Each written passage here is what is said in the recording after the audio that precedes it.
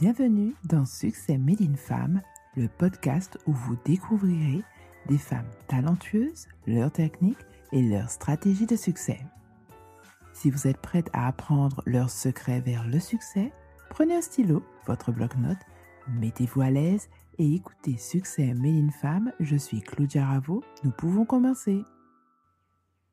Dans cet épisode, nous recevons Flora Eliazor, fondatrice et dirigeante de Consulting and Coaching et cofondatrice de Obsidian Solutions. Vous découvrirez aujourd'hui comment Flora a vu naître sa vocation pour le coaching qui s'est révélée à travers des voyages et sa capacité d'adaptation. Guidée par le respect, l'éthique, la confiance et dotée d'une intelligence intuitive, Flora coach depuis 18 ans les dirigeants afin qu'ils puissent structurer leurs projets, créer des synergies et œuvrer en équipe performante. Flora est le parfait exemple qu'en suivant sa passion, on peut créer une carrière. Elle raconte comment la persévérance, l'excellence et son intuition lui permettent aujourd'hui de se renouveler et de cofonder une nouvelle société, Obsidian Solutions. Elle partage avec nous les techniques et les rituels quotidiens qui lui permettent de se ressourcer et de garder son énergie. Entre comédie musicale, activités sportives, membre de Contact Entreprise, manager 2 sociétés, sa vie de mère et de grand-mère, découvrez le parcours inspirant de Flora Eliazor. Bonjour et bienvenue sur Succès Made in Femme, Flora. Oui, merci Claudia. Merci de me faire participer. Alors, tu es coach et tu es également chef d'entreprise au sein de Consulting et Coaching. Peux-tu nous présenter en quelques mots la mission du coach et de ton entreprise? La mission du coach, c'est de faire réussir ses clients, à la fois donc les dirigeants individuellement, les équipes et en même temps toute leur organisation, c'est-à-dire toute l'entreprise, à mettre en œuvre des compétences les plus performantes et à mettre en œuvre aussi finalement un projet en commun pour faire durer finalement à la fois leur vie ensemble et évidemment le projet d'entreprise. Donc ça, c'est la mission du coach que je me suis donnée. Et si on va plus loin au niveau de mon cabinet, c'est l'idée aussi de faire durer les entreprises, de travailler sur la pérennité de l'entreprise. Et du coup, le cabinet s'est donné l'ambition de travailler sur des projets à succès, de permettre aux entreprises de créer des histoires à succès de leur développement. Voilà. Et quand est née ta vocation pour le coaching? En fait, quand j'ai voulu me former au coaching, cette question-là, justement, je me la suis posée et j'ai en fait recherché le plus lointain possible dans ma vie à quel moment tout cela avait commencé et ce à quoi je suis arrivée, c'est que c'est une passion qui est née depuis l'enfance, en fait, au moment de l'enfance et qui s'est forgée tout au long de mon parcours de vie. Alors pourquoi dans l'enfance? C'est que je suis née dans une famille de parents martiniquais qui ont décidé de vivre en France et de s'installer dans le sud de la France. Et mon père étant militaire, à vrai dire, on a surtout beaucoup voyagé et surtout évidemment beaucoup déménagé. Donc très vite est née chez moi une capacité en fait d'adaptation et de changement permanent. Et du coup, et aussi d'intégration à la nouveauté en permanence. Mes parents adoraient voyager, donc on a surtout beaucoup fait le tour de l'Europe à l'époque. Et donc, j'ai grandi dans une identité à la fois française et européenne. Donc, du coup, ça a forgé aussi chez moi, finalement, une culture et la diversité. Donc, voilà. Et puis, du coup, en grandissant, j'avais évidemment envie de continuer à développer cela. Et la chance que j'ai eue, c'est de pouvoir aussi finalement me former, faire des études dans le domaine du tourisme, parce que je trouvais que c'était une façon assez normale quelque part, ou cohérente en tout cas, de retrouver ou du moins de garder tout ce que j'aimais et que j'avais développé dans mon enfance. Et en me formant et en intégrant en premier lieu le monde des voyages dans mon activité professionnelle, finalement, j'ai continué à beaucoup voyager. Et puis évidemment, quand on voyage, on parle des langues étrangères, on rencontre d'autres gens, on se forge à d'autres cultures. Et donc tout cela, naturellement, m'a amené à voir des choses différentes. Donc quand j'ai voulu devenir coach, tout cela s'est évidemment combiné dans mon esprit, en moi, c'était naturel finalement et il y a autre chose qui m'a nourrie, c'était la question à me poser, beh, quel est ton art en fait, Flora, pour vouloir, devenir coach? Et donc ça, la réponse à cette question, s'est faite dans le temps. Voilà, c'est pas arrivé tout de suite. Mmh. Hem, ça a été une vraie construction Mmh. et voilà et c'est ce qui fait qu'aujourd'hui, 18 ans après, je suis toujours ce coach, mais un coach qui se renouvelle et qui a vraiment, développé alors c'est pas je n'ai pas un art, je pense que j'ai cultivé plutôt des arts et hem du coup, c'est ce côté, changement permanent, je pense que je l'ai mis justement dans ces arts que je développe dans mon Justement, métier. tu viens de l'indiquer, tu viens de célébrer les 18 ans de consulting et coaching. Quand tu as débuté, le métier de coach était encore peu connu. Est-ce qu'il y avait davantage d'hommes ou de femmes coachs? Quand j'ai débuté, c'était avant tout un métier masculin. Mmh. D'ailleurs, on dit coach, voilà, jusqu'à présent, c'est pas encore un métier qui est dans même la terminologie qui s'est féminisée. Hem Et c'est vrai que, alors là, on va rentrer dans un sujet, qui va montrer aussi le combat finalement à mener quand on développe un métier où, il faut vraiment faire sa place finalement. Parce que justement, quand j'ai voulu développer ce métier, heu, à la fois, c'était un métier qui était, naissant, sur un marché naissant. Moi, je souhaite le développer donc il y a 18 ans, donc j'étais encore une jeune femme et heu, pour parler de ce métier, pour le vendre, qu'on m'achète aussi mes prestations, bah, c'était tout un parcours du combattant. De surcroît, créer sa société dans un domaine qui est complètement nouveau, où il faut tout expliquer, c'était un autre, challenge, à relever et évidemment, je choisis en plus d'être coach de dirigeants d'entreprise et donc d'hommes, voilà. Au début, ça a été particulièrement difficile parce que, si pour autant, je réussissais, à faire le coaching de ces mêmes, dirigeants d'entreprise qui étaient parfois même des dirigeants de toutes petites entreprises, voire des artisans, hem, en fait, ils étaient satisfaits bien sûr de ma prestation, mais ils ne faisaient pas la publicité, de mon travail. Or un coach, en tout cas au tout début quand j'ai commencé, il avançait avant tout, sur la recommandation de ses clients et j'étais en difficulté d'être recommandée, le plus que possible, par eux et il m'a fallu en fait trouver d'autres stratégies pour pouvoir réussir et justement Claudia, c'est ça là qui a fait le changement, important. C'est que, j'ai cherché à savoir quel serait le client idéal pour moi à l'époque et le client idéal n'était pas un dirigeant d'entreprise, homme, mais en fait une dirigeante, voire une responsable, à la tête d'une organisation, qu'elle soit privée ou publique, qui soit en fait une femme. Et à partir du moment, et que ce soit une personne qui soit en situation de responsabilité, soit en situation de le devenir.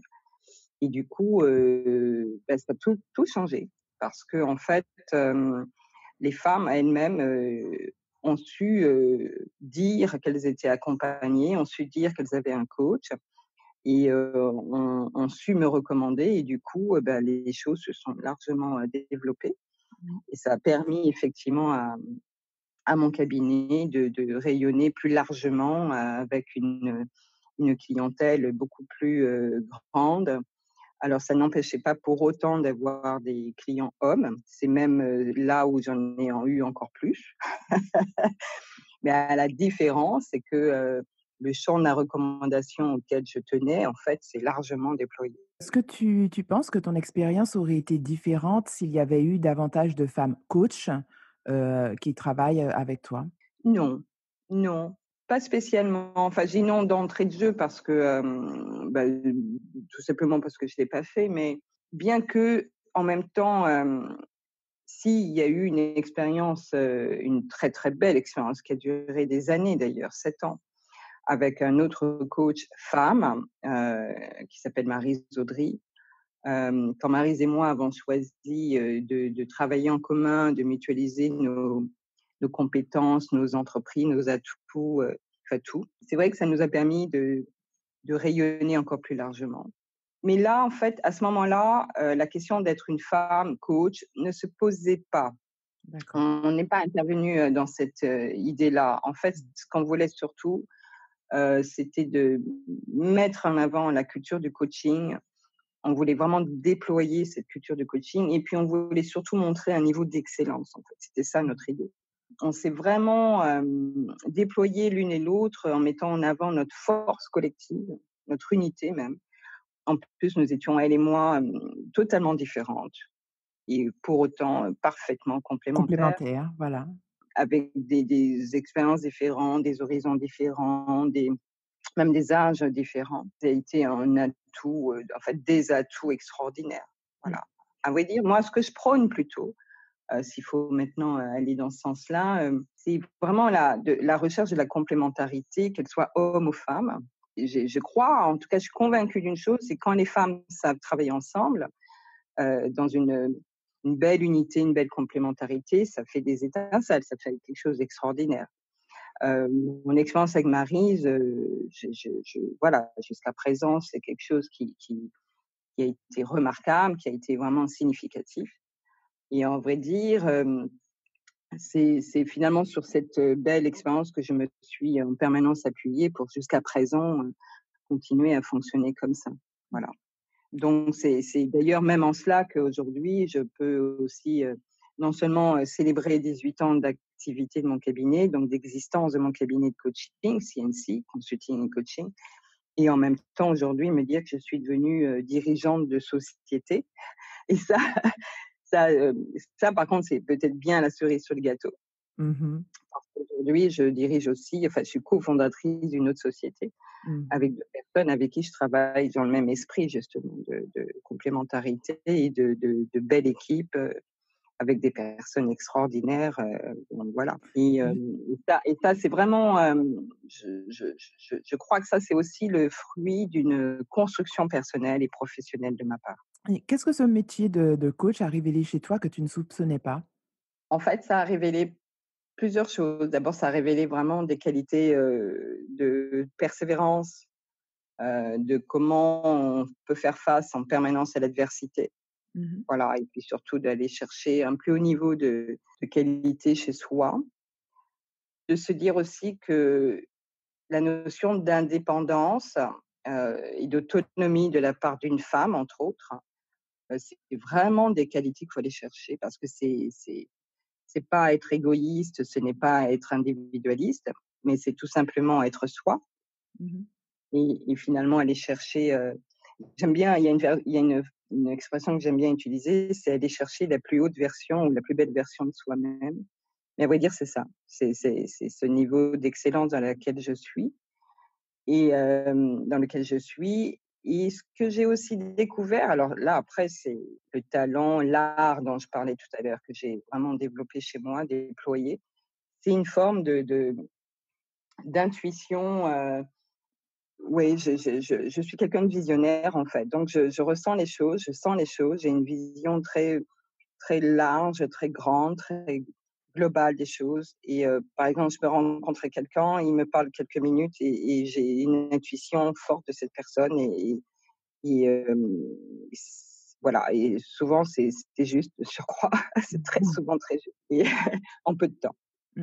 Voilà, donc c'est ça peut-être, et d'ailleurs avec Maryse était toujours très surprise parce que Maryse est psychologue de métier et elle était très surprise de voir que j'avais cette capacité-là parce que du coup, ça nous permettait d'aller encore plus vite dans notre recherche de réponses auprès de nos clients quand on travaillait notamment sur des missions très complexes, notamment par exemple des missions de conflits ou de crises, importantes dans les services ou dans les entreprises où on était amené à déployer nos compétences et franchement, ça permettait du coup tout de suite de trouver, des réponses extrêmement pertinentes, voilà. C'est-à-dire que mon intuition, elle devient pertinente parce que du coup, bah, tout de suite, ça permet de trouver plein d'éléments de solution et d'ouvrir les champs des possibles. C'est surtout ça.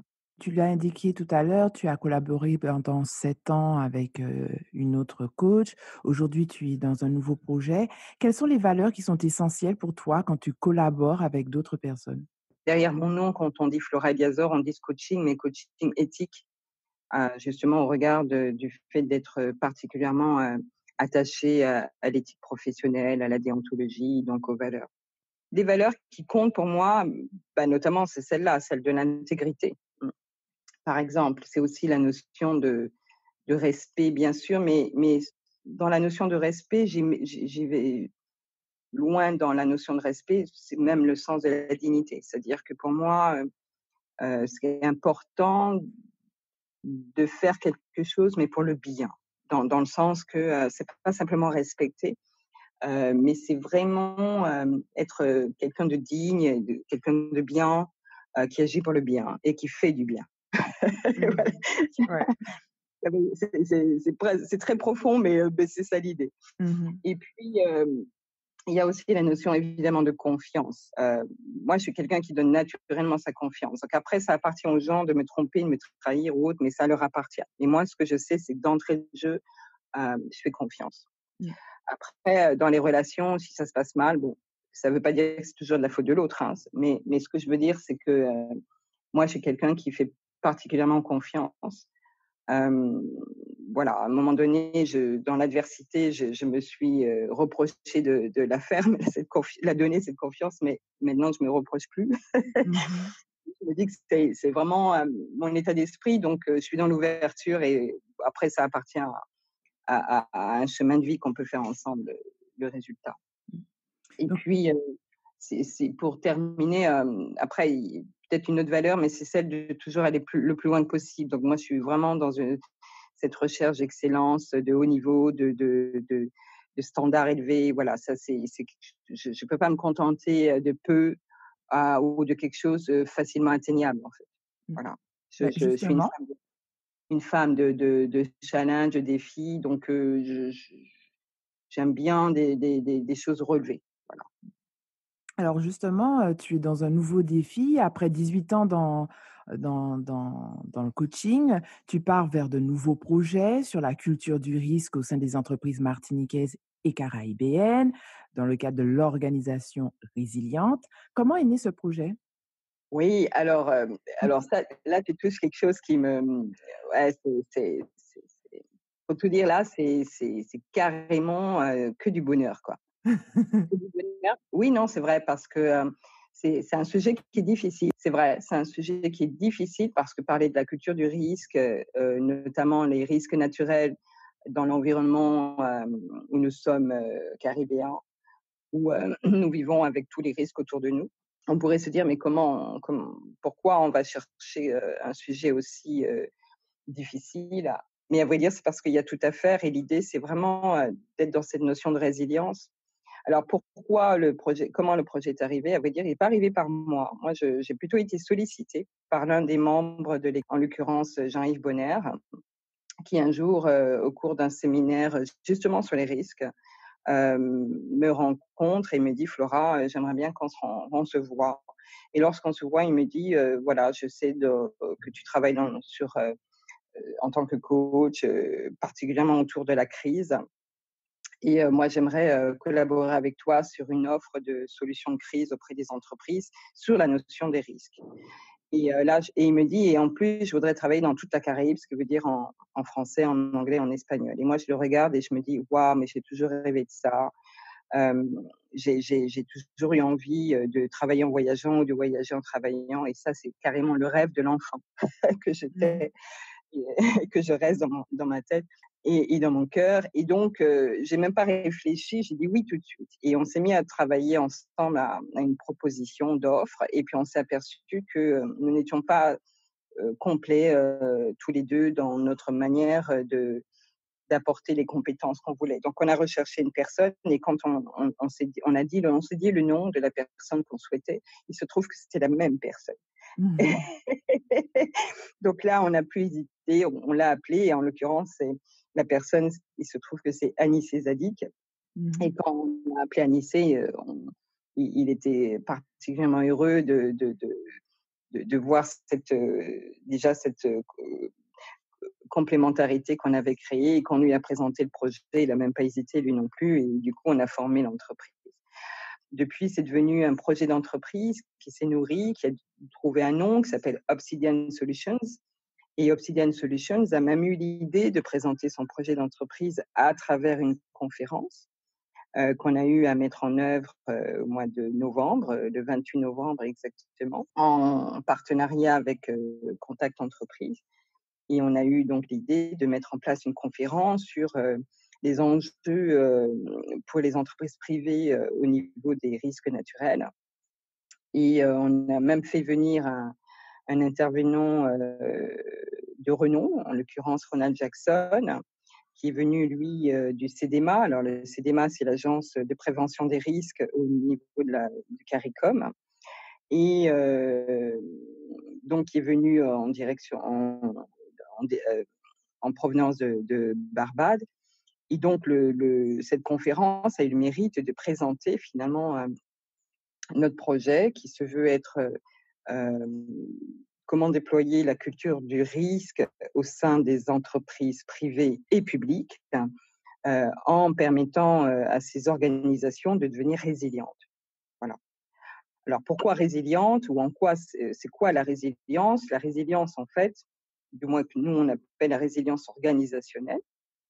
L'idée, c'est de montrer que plus ces organisations anticipent les risques, les menaces et les risques auxquels elles peuvent être confrontées, plus elles peuvent s'adapter et plus elles peuvent surtout rebondir lorsque le risque arrive.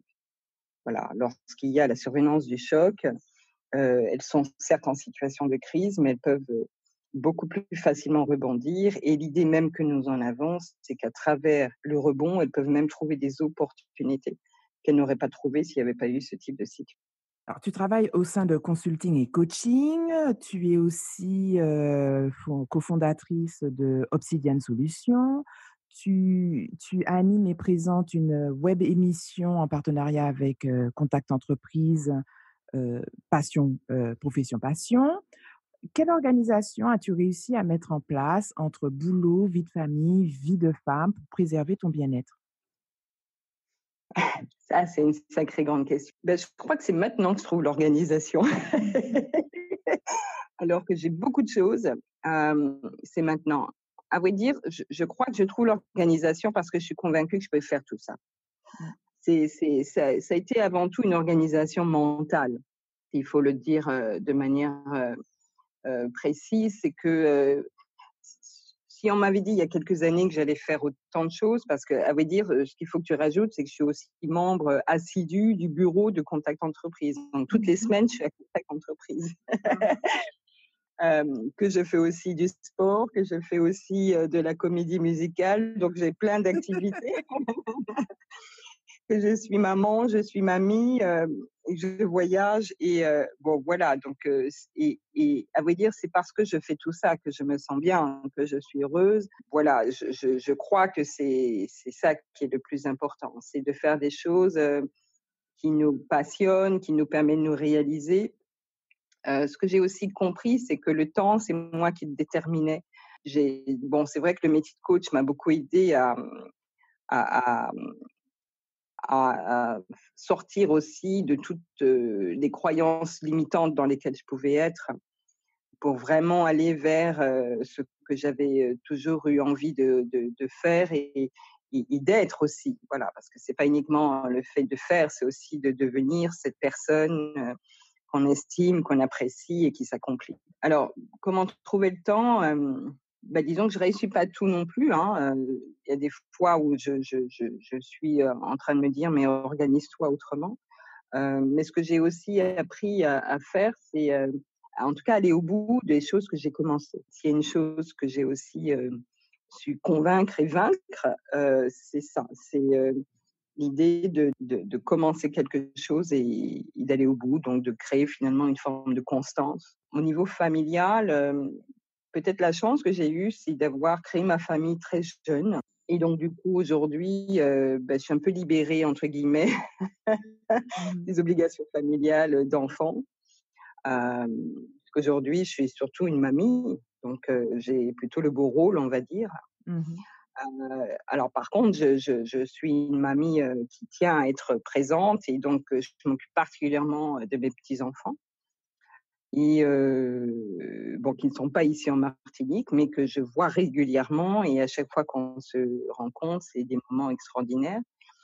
Alors c'est ça aussi que j'ai su créer, c'est que, je sais beaucoup travailler, je sais aussi organiser mes temps de travail, où je suis dans un effort, important, intense même. Je suis capable de travailler du lundi au dimanche, non-stop Et quand il faut et prendre en une même pause? et en même temps, je sais particulièrement bien trouver les moments où il faut surtout s'arrêter et complètement s'arrêter. Ça, c'est Mmh. c'est peut-être cette qualité de vie aussi que j'ai su, faire pour me ressourcer. J'ai aussi su trouver, vraiment ce qui me ressource. Voilà, par exemple, ce qui me ressource, c'est d'être en famille. Ça, c'est des Mmh. moments de famille, c'est des moments, où là, il y a plus de travail, il y a plus rien de ça. Je suis totalement la maman, la mamie, l'épouse, enfin l'épouse, la compagne et ça, je sais faire. Ça, je sais totalement, être avec les miens et être pour eux, voilà, ça, c'est je sais arrêter. Ce que j'ai aussi su mettre en place, c'est en fait, et d'ailleurs, c'est souvent ce que je recommande auprès de mes clients, c'est de trouver aussi des rituels, à mettre en œuvre tout au long de la journée Mmh. et donc tous les jours et toutes les semaines, hem, pour pouvoir vraiment, aussi, trouver tout au long de la journée des moments de pause, en fait. Et moi, ce qui me pose pas mal, c'est déjà des rituels du matin. Par exemple, donc tous les matins, quasiment, je fais la même chose. Hem, voilà, des moments de où je suis en fait, tournée vers moi, des moments de méditation, de prière, d'exercice, physique, le petit déjeuner, voilà un rituel, vrai voilà, où je fais attention à prendre vraiment plaisir à préparer et à prendre mon petit déjeuner, donc premier repas de la journée. Autre rituel, c'est vraiment cette question d'hygiène de vie aussi, hein, voilà, on parle souvent d'hygiène du coach, mais ça a été vraiment pour moi important. Mmh. Et puis, d'autres rituels, c'est voilà, des échanges, des relations, des messages, à toutes les personnes que j'ai autour de moi et vraiment c'est niveau d'échange dès le matin. Mmh. Voilà, tous les jours, voilà. Donc du coup ça crée vraiment des moments de gratitude. Tout à fait. Et puis le soir, pareil, savoir aussi, prendre ce temps pour soi, Mais voilà, essayer. justement, quelles sont les passions que tu explores, après une journée de travail et qui t'alimentent et te ressourcent? Il y en a une que j'adore, que j'utilise, qui est même devenue, quelque chose de très fort dans mon travail, c'est la lecture. La Mmh. lecture est un moment pour moi, alors toutes sortes de lectures, à vrai dire, même des fois quand je dis aux clients que je lis 4 livres par jour, du moins je lis 4 livres en même temps, c'est-à-dire que c'est pas 4 livres au total, mais j'ai 4 livres, commencés en même temps. Mmh. Sur des sujets différents, sont pas tous professionnels. Des fois, c'est des livres, spirituels ou de développement personnel ou, des magazines, ou des livres, ça peut être aussi des romans. À vrai dire, j'adore lire et je me souviens même d'une période où je n'arrivais plus à lire et j'avais l'impression de plus trouver de nourriture. C'est comme si j'arrivais plus à me nourrir. Quand Mmh. j'ai eu ce sentiment, fort, je me suis dit: «Il faut que je retrouve, le chemin de la lecture» et à partir du moment où je l'ai retrouvé, je me suis retrouvée. Et puis il y a quelque chose qui est très fort aussi chez moi, c'est que j'adore les moments de solitude. J'aime bien être seule. Je Mmh. peux ça me ressource énormément. Heu et alors c'est pas que j'aime pas être avec les autres, mais quand je suis seule avec moi-même, c'est des moments de réflexion, intenses et c'est des moments que j'aime beaucoup, parce que quand après je me retrouve avec les autres, ce que je leur apporte et ce que je m'apporte est nourri de ce temps que je me suis donné, en fait. Donc voilà, j'aime les 2. J'aime autant être avec les personnes et quand je suis avec elles, c'est fabuleux. Je donne le maximum de moi en termes de qualité et quand je suis seule, c'est pareil, mais cette fois-ci, la personne que je nourris, que je chéris, c'est moi-même. Mmh. Donc du coup, en permanence, je suis bien. Voilà, c'est ça. Alors tu as beaucoup voyagé et tu as découvert, de nouvelles cultures, des cultures différentes. Est-ce que toutes ces nouvelles influences culturelles, européennes, caribéennes, t'ont permis de redéfinir ou de découvrir une nouvelle facette de la féminité de la femme, chef d'entreprise? Oui, oui, d'une certaine façon. Disons que, en t'écoutant redire tout cela, je me disais: «Tiens, il y a 2 continents même dont j'ai pas parlé, c'est les États-Unis et l'Afrique». Mmh. À vrai dire, disons que ce que ça m'a permis, de découvrir, c'est que c'est important d'affirmer, son caractère féminin, à vrai dire. Hem, Ce que je découvre de plus en plus, c'est que, hem plus la femme s'affirme dans ce qu'elle est, qu'elle soit maman d'ailleurs ou pas, hein, parce que des fois, les femmes autour de moi ne le sont pas, mais qu'elle soit en fait, l'idée, c'est vraiment, que ce pourquoi elles sont là, voilà. C'est leur mission de vie, qu'elles puissent la trouver et la réaliser, en fait. C'est pour moi ça qui est le plus important. Hem, Moi, quand j'ai compris, quelle était ma mission de vie, à partir du moment où je l'ai vraiment compris, ce que je me la suis donnée et que j'étais en accord avec cela, à vrai dire, il y a plus rien qui m'a arrêtée. En l'occurrence, ma mission de vie, c'est d'aller à la rencontre du plus grand nombre de personnes, heu, pour leur dire combien cette vie-là vaut la peine d'être vécue. Voilà. Mmh. C'est-à-dire que vraiment, heu, la la recherche de l'harmonie est possible, la recherche du bonheur est possible, la recherche de l'accomplissement est possible. Et c'est pas des vains mots. Voilà, c'est vraiment quelque chose qui est possible d'actualiser. Rien ne dit non plus que ça empêche de vivre des épreuves. Au contraire, ça permet justement de mieux les vivre, de mieux les affronter. Heu, on est tous, confrontés à des épreuves de la vie et ce qui est important, c'est de les vivre, oui, mais de savoir en permanence, sortir de ces épreuves, gagner en fait et en ayant créé de la valeur. Voilà, moi je crois à cette création de valeur, je crois à la valeur de la vie, je crois à la dignité de la vie et c'est vraiment, ce qui me pousse finalement à aller chercher à chaque fois des choses les plus importantes. Si on Pour revenir autour des femmes, il y a quelque chose aussi, mais de plus en plus que je prône maintenant, c'est combien les femmes ont tout à gagner à s'entraider, à travailler ensemble, à se soutenir, s'encourager mutuellement, à se respecter. Ça, c'est vraiment, quelque chose que je prône de plus en plus et je m'aperçois que quand on le fait, mais qu'est-ce qu'on est forte, qu'est-ce qu'on est bien, qu'est-ce que, on est capable de se sublimer, de faire des choses, voilà, d'être belle. Mmh. Voilà, on n'a pas parlé de la beauté, de beauté, mais voilà, je suis dans cette recherche aussi de beauté. Alors non pas de beauté physique, c'est pas ça, c'est vraiment bon, si on est belle physiquement, c'est bien, mais si en plus on est belle, physiquement et intérieurement, c'est le plus important. Mmh. Après on peut aller faire des choses, voilà et en plus si on le fait ensemble, nous les femmes, on peut vraiment rayonner. Je crois à ce mot, à ce verbe-là, rayonner, je trouve que c'est un verbe qui est très, très beau et justement c'est ça, je prône ça. Mmh. Donc aujourd'hui, moi je me situe pas en rivalité ou en compétition, avec les autres. J'affirme la personne que je suis et ce que je cherche, c'est des personnes qui se sentent bien à mes côtés et avec qui moi aussi je me sens bien et avec qui vraiment on peut avoir des ambitions, folles même, hein, plus c'est fou, mieux c'est, hein Mmh. et donc du coup, voilà et moi je suis à la fois bien à travailler avec, des femmes et je suis bien à travailler avec des hommes. Moi je prône les 2. Je suis pas non plus en compétition, avec les hommes.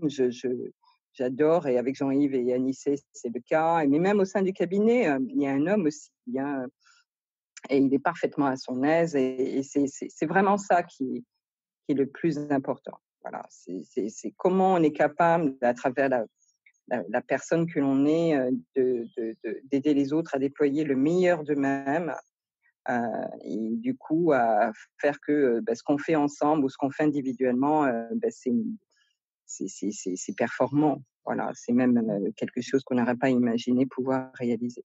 Mmh. Et c'est la vision du cabinet, telle que je l'ai décrite tout à l'heure, mais c'est une vision que j'ai aussi personnellement. Donc, bon, voilà, et je crois vraiment à ça. Je crois qu'on peut faire de belles choses, en fait. Eh bien, nous arrivons à la fin de cette interview. Nous allons maintenant aborder les questions brûlantes.